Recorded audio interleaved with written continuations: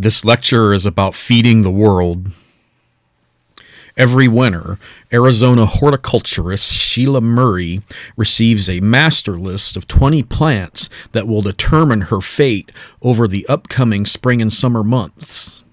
Murray collects seeds for England's Millennium Seed Bank, a global network that safekeeps seeds from plants around the world, including the wild relatives of modern food crops.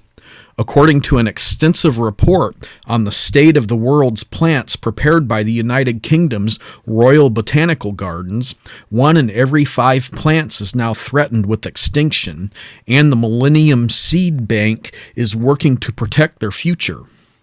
As soon as Murray gets her hands on the list, she goes out to see what she can find. She'll start with online research to predict where the covered plants might grow, and then she'll head out to hunt for them, sometimes setting up a camp for a few days to make sure that she has enough time to scour the promising area. Murray closely monitors each plant she finds, visiting it every couple of weeks, like a doctor tending to an important patient. She doesn't want the plants to die, and she doesn't want them to go to seed when she's not there, or she'll miss the opportunity to collect the all-important seeds. When the plants do start to seed, it's collection time. Murray and her intern meticulously bag seeds for hours, even days, in order to gather at least 20,000 of each species for the bank, making sure not to collect too many seeds from any one plant so as not to hamper its ability to successfully reproduce. A rule of thumb is to take no more than 10% of the seeds from any single plant or population. Many of the seeds that she collects are stored in the secure, temperature-controlled National Center for Genetic Resources Preservation in Fort Collins, Colorado, which collaborates with the Millennium Seed Bank. There, the seeds are kept safe and secure, a backup plan for the world in the event that these plants go extinct in the wild. Scientists can also study her banked seeds to find ways to grow better, more resilient plants in the future. And that brings us to key concept number 1. Although we currently grow enough food to feed everyone, nearly 1 billion people are undernourished due to poverty, war, environmental degradation, and inadequate food distribution or preservation. So by most accounts, we currently grow enough food to feed the over 8 billion people who inhabit the planet Earth. Yet, according to the Food and Agricultural Organization, an estimated 820 million, that's slightly more than 1 in 10 people on the planet Earth, lack food security, that is, access to sufficient amounts of safe and nutritious food. The reasons for this food insecurity are varied. Physical shortages arise when local food supplies or the distribution of available food are inadequate. For example, natural disasters or environmental degradation by humans can seriously hinder the ability to grow or acquire food. Insufficient distribution may be logistical, that is, it may be difficult to deliver food to remote areas. Or they can arise from political roadblocks or corruption that hamper distribution.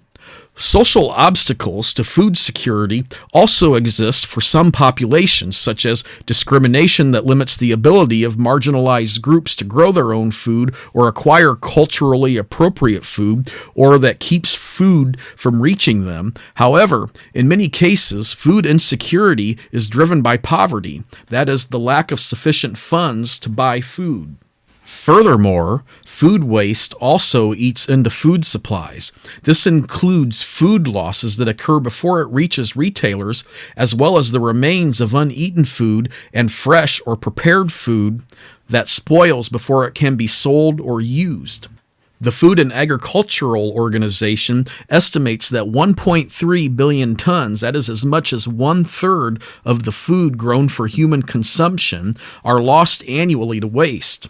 In low-income countries, this loss most often occurs during the early stages of production, for example, the harvest, transport, and/or storage of the food, whereas in higher-income countries, the majority is wasted later in the production chain. This is done by grocery stores, consumers, and/or restaurants. These entities often throw perfectly good food right in the trash. Even in wealthy countries like the United States, food insecurity exists.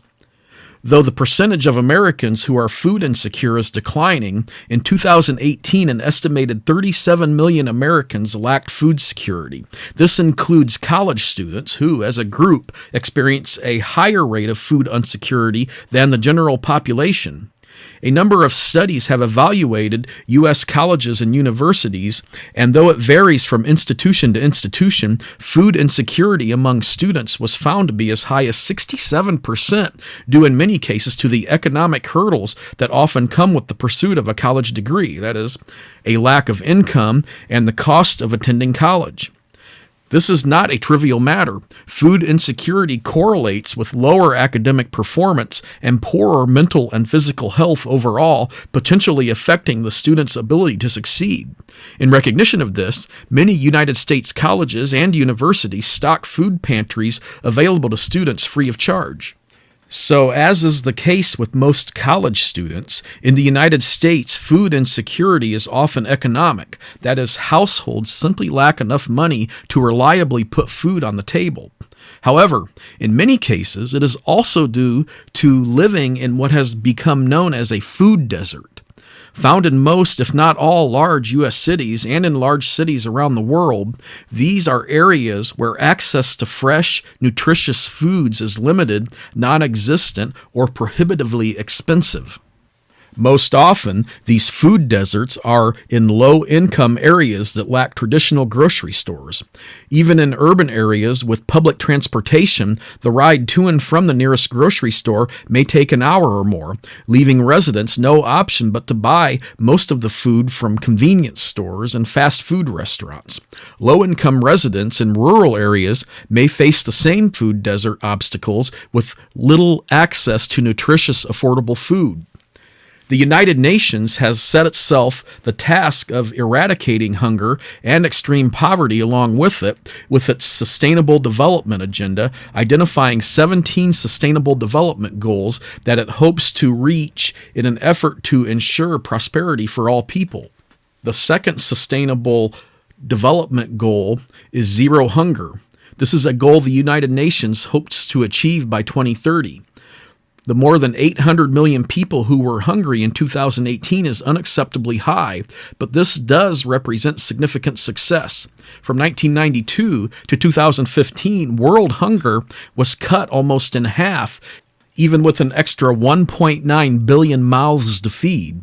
But more work needs to be done to eliminate hunger. We have to improve access to food for hundreds of millions who are currently underfed, and we must be able to feed an additional 2 billion people or so by the year 2050. To end hunger and achieve global food security, the United Nations is also calling for a doubling of the agricultural productivity of smallholder family farms in developing countries as a source of food and income in these poverty-stricken areas, as well as programs to address inequalities in food distribution and access. Ending war and protracted conflict and finding ways to get food to people in affected areas are also hurdles that must be addressed. Social protections to assist those in need and bring them out of poverty are seen as vital to breaking the cycle of poverty and hunger. Indeed, eliminating poverty is Sustainable Development Goal number 1 of the United Nations. In order to feed all these hungry mouths, we have to think not only about how to grow and distribute food, but also how to preserve its source, the seeds that grow crops in the first place. With many plants on the brink of extinction, governments have begun to realize that they need to take responsibility for saving the world's seeds, which is why seed banks like Millennium have come to be. And that brings us to infographic number 1. The Global Hunger Index estimates hunger for each country by considering the percentage of the population with insufficient caloric intake, as well as 3 metrics that assess hunger in children under 5 years of age. The proportion of children who have a low weight for their height, that is called child wasting, those who are stunted, that is low height for their age, and the child mortality rate, that is the deaths per 1,000 children. Worldwide, in the year 2019, the Global Hunger Index score ranked on the border between serious and moderate. An improvement over recent years, though, has some countries seeing hunger levels increase due to war, economic slowdowns, and/or environmental challenges.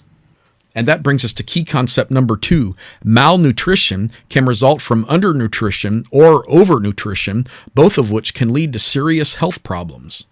So the United Nations mission is not just a matter of food quantity, but also of improving food quality. A healthy diet contains a variety of foods that provide the proteins, carbohydrates, and fats needed for good health, as well as enough calories to meet daily energy needs. The food that supplies these calories may also supply micronutrients such as vitamins and minerals. When a person's diet falls short of these basics, when he or she does not consume enough calories, proteins, vitamins, and/or minerals, that person is undernourished.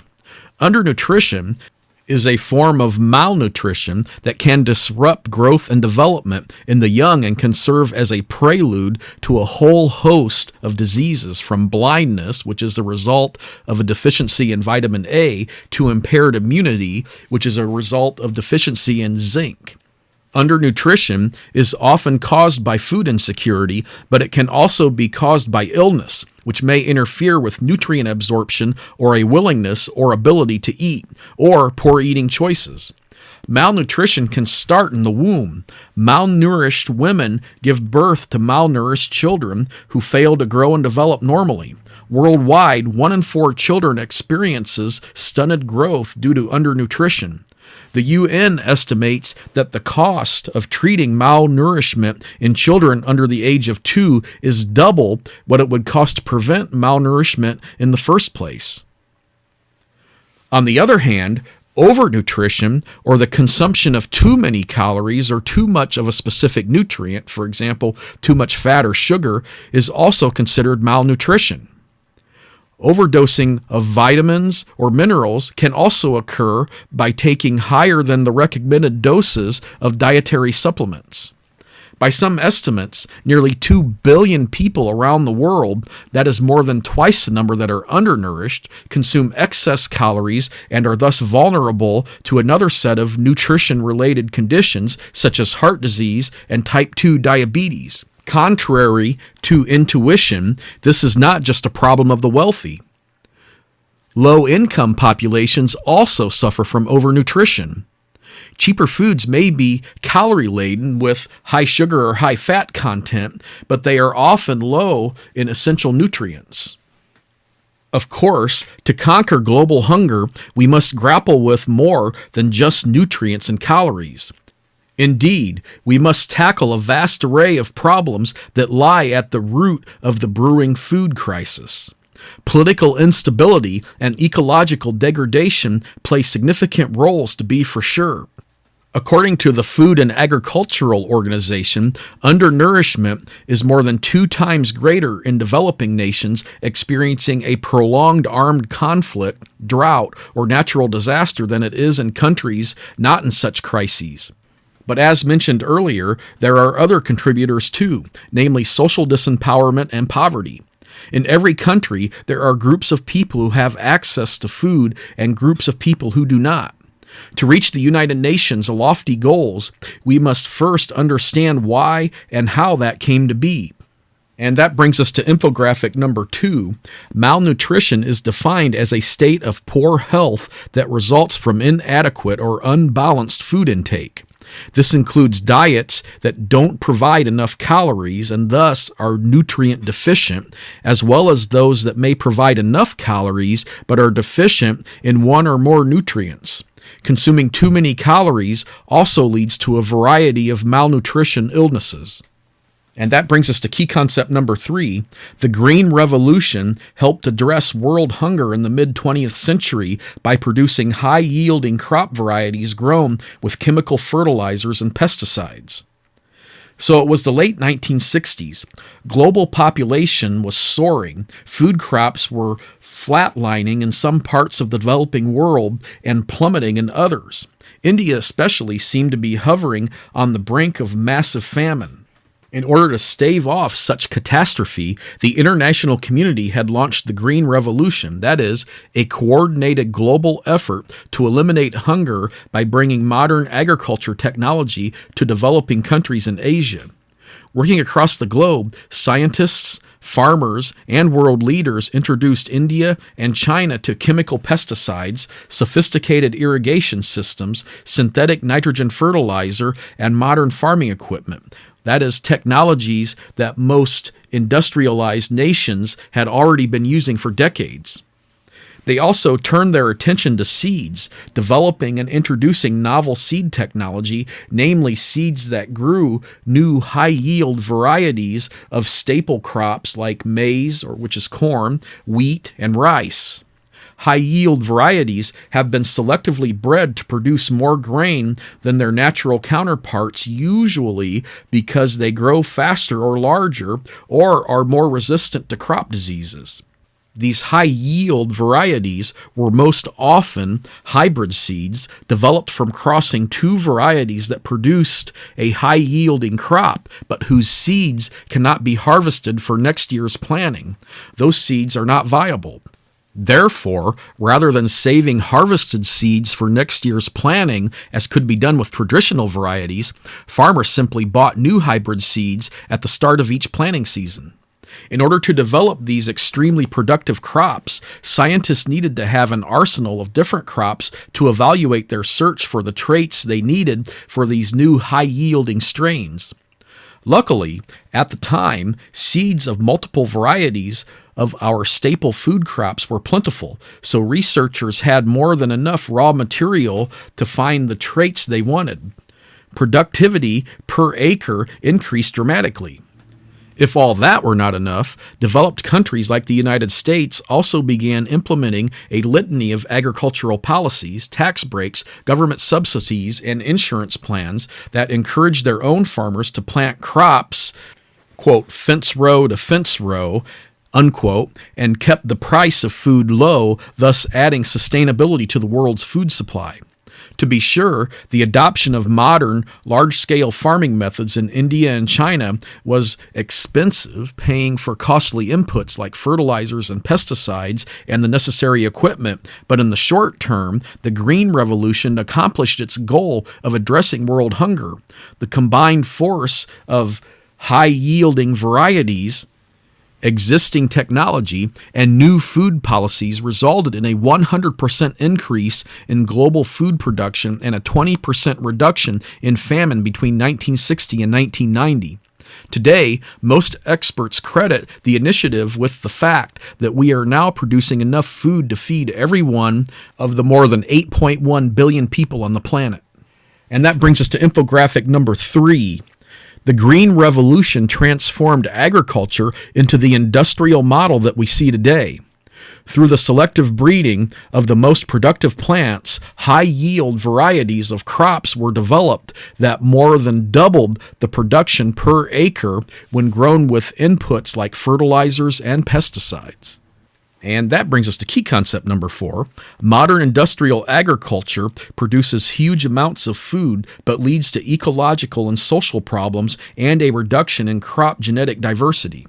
So as it turns out, the Green Revolution owes its success to modern industrial agriculture. Industrial-scale farming is dependent on machinery as well as synthetic fertilizers that boost plant growth and pesticides that protect crops from pests. These are methods that allow the farmer to maximize productivity and profits.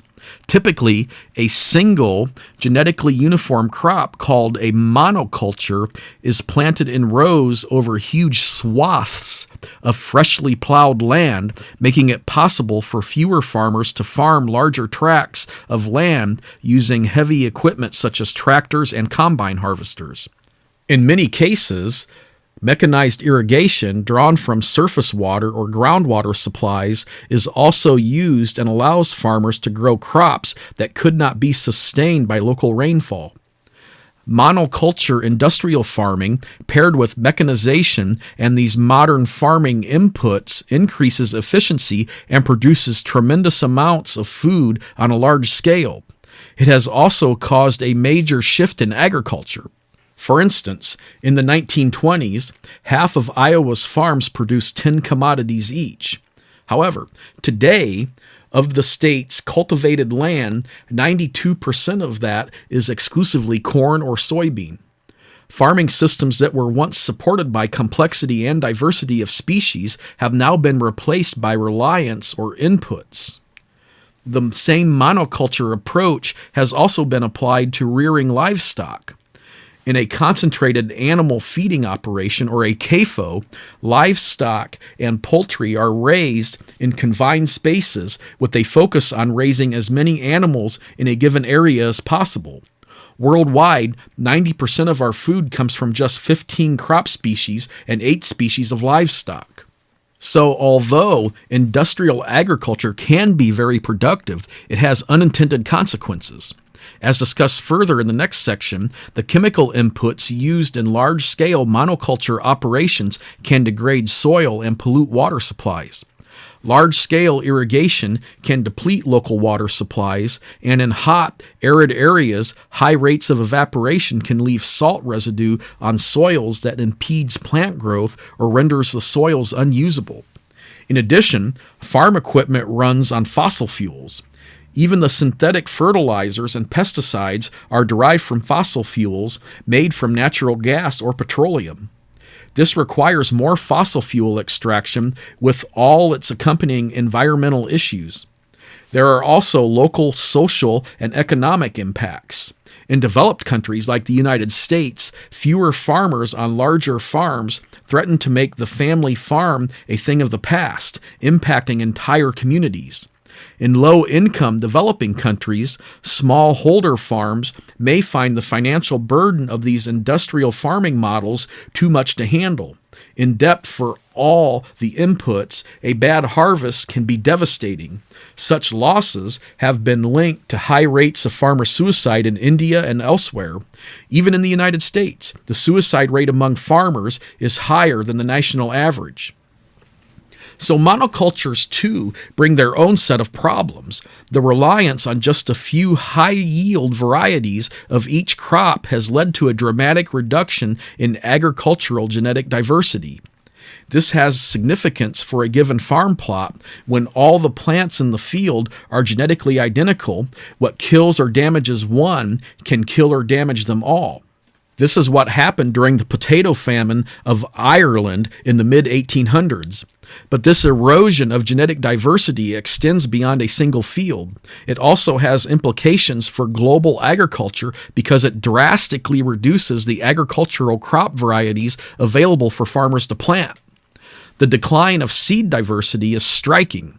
According to the International Finance Corporation of the World Bank Group, an estimated 93% of seed varieties sold in the United States in 1900 were extinct by 1983. In the Philippines, the number of rice varieties once numbered in the thousands but has dwindled to only a few hundred today. This decline continues. By their calculations, one seed variety goes extinct every day. This loss of crop varieties is one reason that seed collections, such as the Millennium Seed Bank, are so crucial for our future food supply. We need to retain as much crop diversity as possible to increase the chance that we'll be able to find varieties that will grow well in the face of changing environmental conditions, and these banks need to be protected well enough that their seeds can't be accidentally lost due to a warming climate or natural disasters. One well-known international seed bank is the Svalbard Global Seed Vault, and this is the world's largest collection of crop diversity. It is dug into the permafrost of a mountain on an island more than 600 miles north of Norway's mainland. The hope is, even if its cooling units stop working, the seeds it houses right now, more than 986,000, will be kept safe in cold storage because of the surrounding permafrost. Without seed banks, as old crop varieties fall out of use, as farmers stop producing and conserving the seeds that have been bred through traditional agriculture over thousands of years, many valuable genetic traits face the possibility of being lost forever. Many of these traits are still found in the heirloom crop varieties, that is, traditional crops that existed before the hybrid varieties of the Green Revolution were developed, but because farmers are not planting many heirloom seeds anymore, many of these varieties are disappearing. In addition, because we are destroying habitats around the world, it is getting harder and harder to find the wild ancestors or the original source of all that genetic diversity of key crops like wheat, corn, rice, and potatoes, as well as those of other important plants. This erosion of genetic diversity translates into a loss of the genetic raw material that allows crops to respond to changes. And that brings us to infographic 4. In this infographic, we see the trade-offs of industrial agriculture. It states the advantages and disadvantages. Please go over this figure on your own time. And that brings us to key concept number 5. The application of synthetic fertilizers and pesticides contributes to the high productivity of industrial agriculture, but their use comes with trade-offs. So, the application of fertilizer to the soil can boost plant growth. Industrial agriculture typically relies on synthetic fertilizers, many of which are made from fossil fuels rather than natural products derived from plant or other animal sources, which tend to contain less concentrated nutrient formulations. These potent synthetic fertilizers help industrial farms maximize their productivity. Fertilizers boost growth because they provide nutrients that plants need, such as nitrogen, phosphorus, and potassium. These nutrients are often in limited supply in the soil, and plant growth slows when one nutrient starts to run out. Fertilizers overcome this deficiency, ensuring that plants can keep growing. They help farmers grow crops in marginal soils that wouldn't otherwise be able to accommodate crop growth, thereby helping to feed the world. But while fertilizer can indeed boost crop production, its use has downsides. For one thing, fertilizer is expensive, and the excess nutrients, whatever the plants don't use, can wash off fields and contaminate waterways, potentially creating hypoxic or oxygen-poor conditions that threaten aquatic life.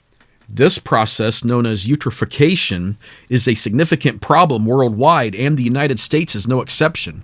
For example, nutrient runoff from farms in states within the Mississippi River watershed has created a summertime dead zone in the Gulf of Mexico. The application of fertilizer can also create a dependence on future fertilizer use. Many industrial farmers view the soil as merely a medium for plant growth, structural support for roots, and a repository for nutrients and water their crops need. However, the provision of these soil services arises from a complex biological community of soil organisms that cooperate with each other and the plants growing in the soil to enhance soil fertility, to make these nutrients available to the plants, and to improve the soil's ability to trap water. Excessive fertilizer use disrupts these mutualistic relationships. The end result is a soil that is less fertile and in need of even more fertilizers, which only exacerbates the problem and reduces the fertility-enhancing processes even further. In addition, synthetic fertilizers require a lot of energy to produce. One study estimated that fertilizers account for 30% of the energy that goes into growing a corn crop. As mentioned earlier, another problem facing industrial farms is that their monoculture crops are quite vulnerable to pests or disease. Pest populations can explode when they encounter acres and acres of suitable crop on which to feed, and a single infestation can wipe out the entire crop because what kills one plant has the potential to kill them all. To deal with this, farmers have turned to pesticides, that is, chemicals that reduce pest numbers by killing or repelling pests or reduce their ability to successfully reproduce. Pesticides are very useful for farmers because they increase productivity by decreasing loss due to pests, improve the quality of crop because there are fewer blemishes on them, and are less labor intensive than non-chemical pest removal methods. Yet, the use of pesticides has also proven problematic. Because they are toxic, pesticides also pose a threat to human and ecosystem health. Toxic residues can be found on many foods, and applying pesticides is dangerous work for the farmer. Pesticides can also harm the soil organisms that enrich the soil, reducing fertility, and these poisons can contaminate surface and groundwater sources on which humans and other organisms depend. So let's illustrate another problem. The very use of pesticides sets into motion events that render them ineffective, causing pest populations to develop pesticide resistance. That is an unintentional example of artificial selection. Herbicide-resistant weeds and insecticide-resistant insects are cropping up all around the world. Such resistance encourages us to employ more drastic measures in the form of higher doses or more toxic chemicals. As resistance to that pesticide develops, the cycle repeats itself, becoming what some have called a pesticide treadmill. It's like an arms race between humans and pests, with the deck stacked in favor of the pests. In the ongoing fight between crops and their pests, it becomes more and more important to preserve a genetically diverse arsenal of seeds that can be used to breed new, more pest-resilient crops in the future. And that brings us to infographic number 5. Exposure to a pesticide will not make an individual pest resistant. It will likely kill it. However, if a few pests survive because they happen to be naturally resistant, they will breed, and their offspring, most of which are also pesticide resistant, will make up the next generation. Over time, the original pesticide will no longer be effective and will have to be applied at higher doses, or a different pesticide will have to be used. And that brings us to key concept number 6, genetically engineering crops or animals to contain useful traits such as faster growth or an expanded growing range may increase food supplies, but comes with environmental, economic, and ethical concerns. So humans have been altering the genetic makeup of crops for centuries. Ever since the first budding, farmers started crossbreeding plants to produce new varieties, and it was with these same artificial selection techniques that plant scientists created the high-yielding crops of the Green Revolution. But scientists now have new methods to directly alter the genetic makeup of an organism, and these techniques form the basis of what some farmers and scientists like to think of as a Green Revolution 2.0, or the Gene Revolution, the next battle against hunger. Genetically modified organisms, or GMOs, are defined as those organisms that have had their genetic information altered in a way that would not be possible by natural means. Scientists have been producing such organisms for decades, coaxing genetically modified bacteria to produce important medicines such as insulin, like tiny drug factories. In the 1990s, researchers began applying the same technology to food crops. By transferring genes for desirable traits like pest resistance or herbicide tolerance from one species to another, they have created a new suite of genetically modified food crops, that is, plants that can grow more plentifully and thrive in a wider range of habitats than they ordinarily would. Organisms that receive DNA, or genetic material, from another species with which they could not naturally breed, that is, they're sexually incompatible with, are known as transgenic organisms. As powerful as genetic engineering might be, it cannot create the traits we would like our crops to have. It can only transfer them. Seed banks are an important resource not only because they preserve seeds that might otherwise go extinct, but also because they are a repository for diverse genetic material. When scientists analyze the genes of seeds kept in banks, they can identify useful genes for plant breeding or the creation of GMOs. The best place to find these traits is among the populations with the most genetic diversity. That is, those plants growing wild in their place of origin. We call these wild-type plants. In recent years, new technologies have emerged that can create other types of genetically engineered organisms. Known as genome editing, such as the technique that goes by the acronym CRISPR, these methods allow scientists to more quickly and precisely edit the DNA of organisms. While these methods could be used to produce transgenic organisms, they can also edit DNA in a way that produces desired changes without introducing any quote-unquote foreign DNA. That is DNA from an unrelated, sexually incompatible species.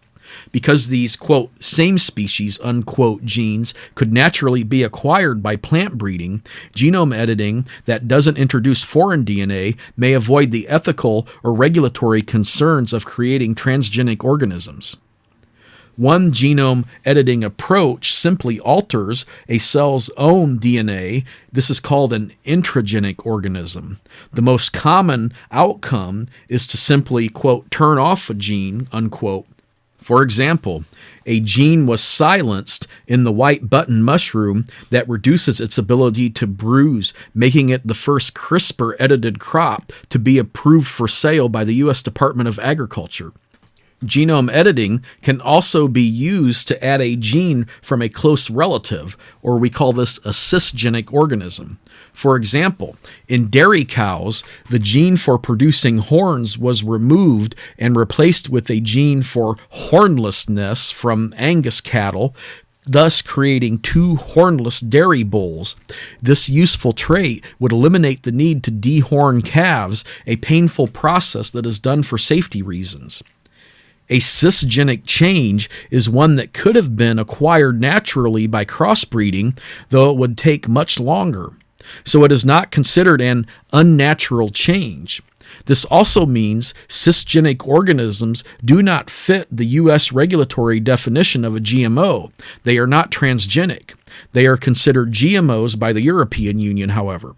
Once the poster child of cisgenic engineering, the company that genetically engineered the two hornless bulls, Recombinetics, met an unexpected obstacle when it was discovered that a bacterial gene was inadvertently inserted during the process, technically making the bulls transgenic organisms. CRISPR and other new genome editing techniques are fast becoming the editing methods of choice in research, in part because they are fast, cheap, and easy to do. However, few intragenic or cisgenic foods have hit the market.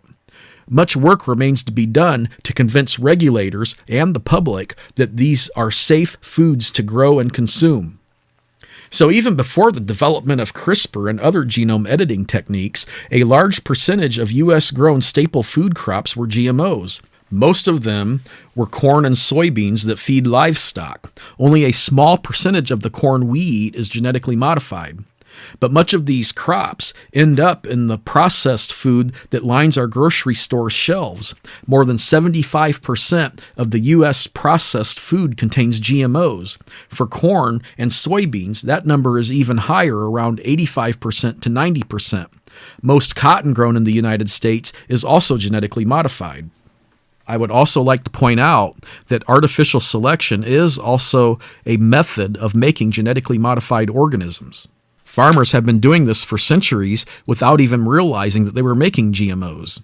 If I take my best ears of corn and I crossbreed them to produce robust corn consistently, then I am making a genetically modified organism.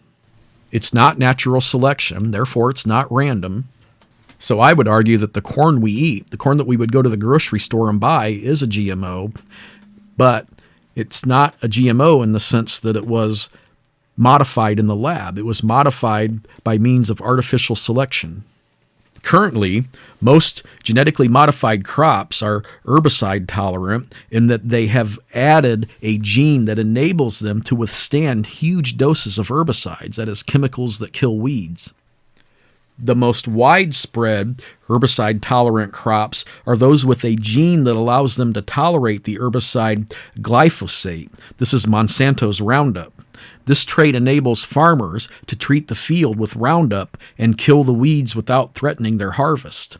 Other crops, known as Bt crops, have been engineered to better resist pests. They contain a gene from Bacillus thuringiensis, a naturally occurring bacterium that produces a toxin that kills some insect pests.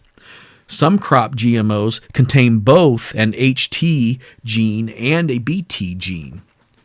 Proponents of the technology point to the possibility of not only increasing our food supply with genetically engineered foods, but also improving it, such as the GMO known as golden rice. This is a rice modified to produce extra beta-carotene, a precursor to vitamin A, to help address vitamin A deficiency, which is a leading cause of blindness in children.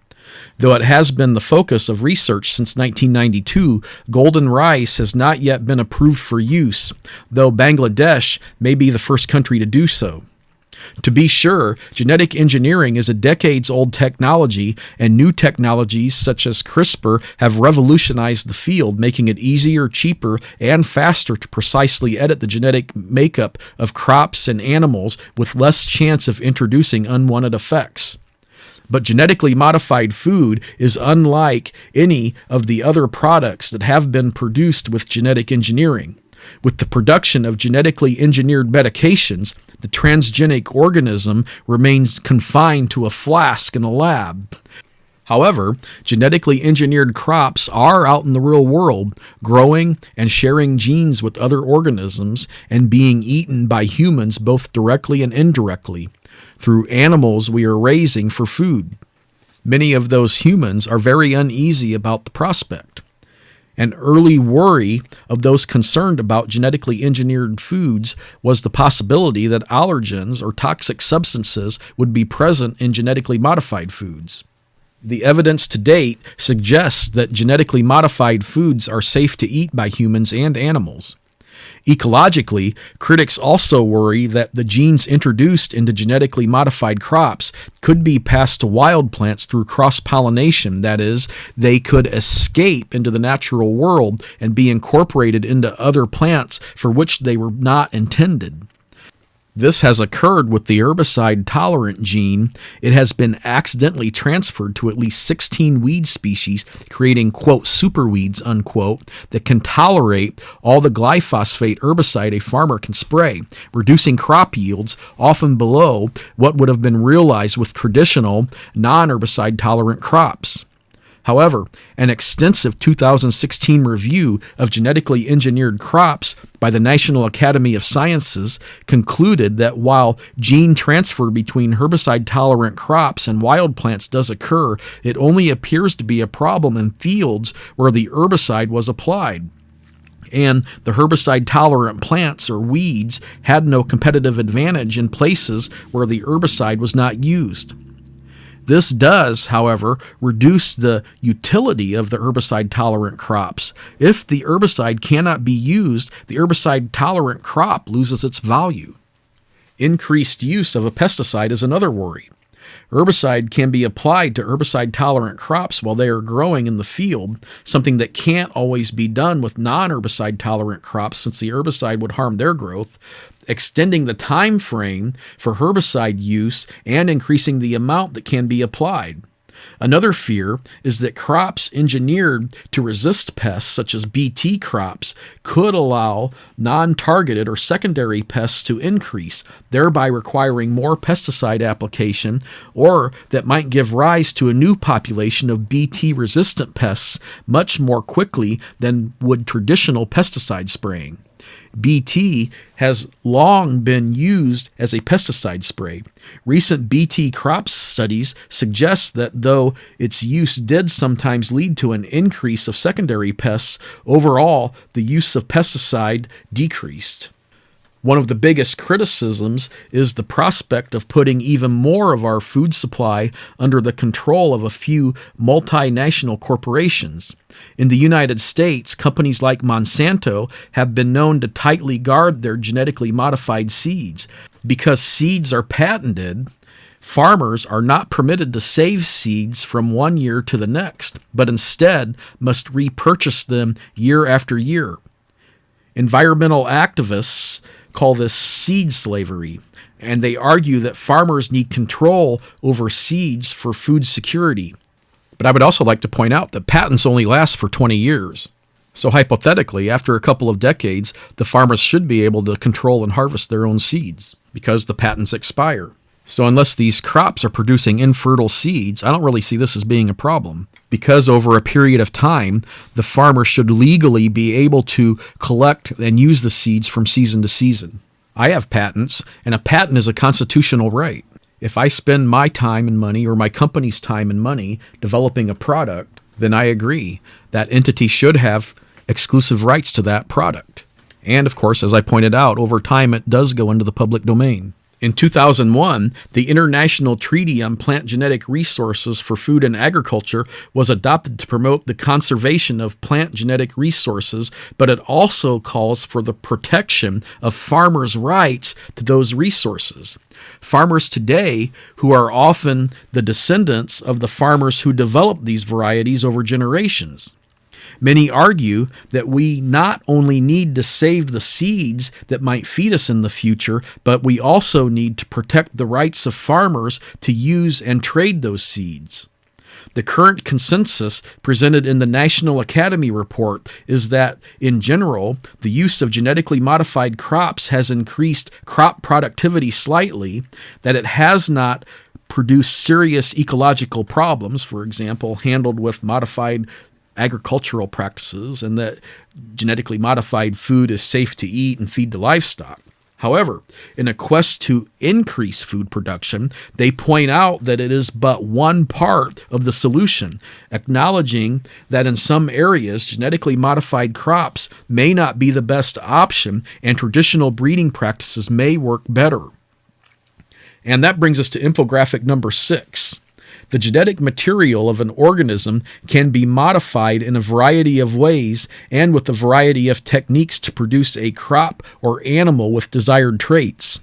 Older methods use the bacterium, agrobacterium, to ferry new DNA into a target cell, but these protocols were time-consuming and outcomes were often hard to control. Newer genome editing methods can precisely edit genes or introduce new DNA in a much quicker and easier way, opening new opportunities to design crops, livestock, and even pets. And that brings us to key concept number 7. Modern agricultural techniques can help fight hunger in affected nations or regions, but solutions need to include food self-sufficiency and food sovereignty. So no one can dispute the fact that the Green Revolution fed and continues to feed a lot of people. Unfortunately, not everyone has benefited from this agricultural transformation.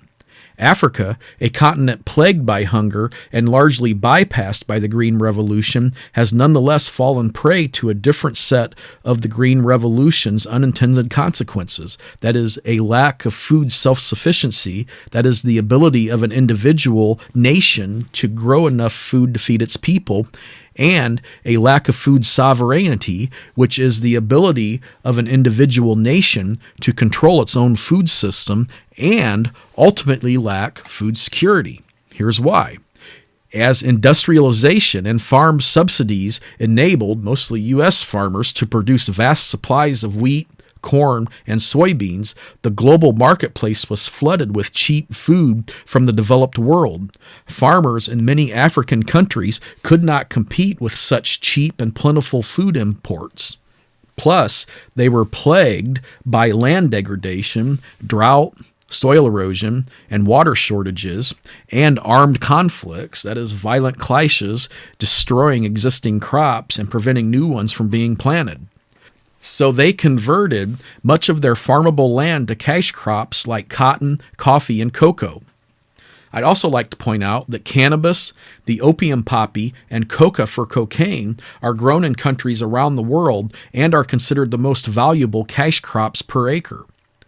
Rather than feed local populations, these food and fiber crops are usually exported for profit. Though some income remains in the local community, much of the profit goes to middle managers and those in power. Thus, a system where grain was locally produced and supplied gave way to a system where it was imported from thousands of miles away. And as they became dependent on food imports, developing countries found themselves at the mercy of forces far beyond their own borders. More than once, this dependency has spurred violence as protesters in African nations have taken to the streets. In 2008, riots broke out in the tiny West African country of Burkina Faso. Angry protesters clogged the streets of the country's two major cities, shouting, throwing rocks, and flipping cars, rioting over the cost of food, which had doubled in the span of just 7 months, an unbearable increase after prices had already more than doubled in the past 2 years. Soldiers mobilized to restore order, but the chaos only spread from there. In neighboring Côte d'Ivoire, tear gas was employed and dozens were injured. In Cameroon, some 24 people were killed. Before long, the violence spilled across Africa's borders. Protesters in Yemen torched police stations and blocked roads. In Bangladesh, they smashed cars and buses, vandalized factories, and ultimately injured dozens of bystanders. Such dramatic and rapid cost increases had pushed staple foods like bread and rice out of their reach, and in doing so, had nudged too many people toward the brink of starvation. We may indeed be growing enough food to feed the world, but if this food is not available to the people who need it most, hunger and food insecurity will remain. In addition to producing enough food to feed everyone and producing more food locally, many advocates stress the importance of working toward food sovereignty. Social programs that provide food to those in need may help stave off hunger in the short term, but if the programs are not also in place that address the underlying causes of food insecurity, food sovereignty will not be achieved. In this morass, we expect an additional 2 billion people to be born, thus growing the population to about 10 billion by the year 2050. Experts say that to feed that many mouths, we will need to produce significantly more food than we are producing now, and we still need to address social justice issues such as poverty that contribute to food shortages and food deserts. And of course, we need to do everything we can to ensure that plants that feed us do not disappear forever. By banking the world's seeds, we make it more likely that we will have plant varieties we need both to feed local communities and to grow the cash crops providing communities with essential income. Our futures may depend on our ability to safeguard seeds, which is why the work of seed warriors like Sheila Murray is so important. Every seed she collects, every seed that gets safely locked away and protected against environmental disaster, war, and climate change is one more reason to have faith in humanity's future. And that brings us to infographic number 7. For many regions, achieving food security may hinge on attaining food sovereignty, putting control of the food supply in the hands of that region's farmers. These 6 principles outlined in this slide look to protect local populations and their environment so they can grow their own food. And that brings us to our core message for this chapter. We produce enough food to feed the world's population, but about 820 million people are still going hungry. Industrial agriculture and the Green Revolution helped fight hunger. Genetically modified crops can increase productivity. It will take a combination of agricultural and socioeconomic reforms to solve world hunger. And let's summarize our chapter. We grow enough food to feed everyone on Earth, but we need to solve socioeconomic problems so that everyone has access to food. Farming solutions need to be specific to the area and promote local control. Different challenges require different farming methods. Whatever methods are pursued, they must also protect the natural environment in order to protect future productivity. All methods must be made available to all people, not just an empowered few.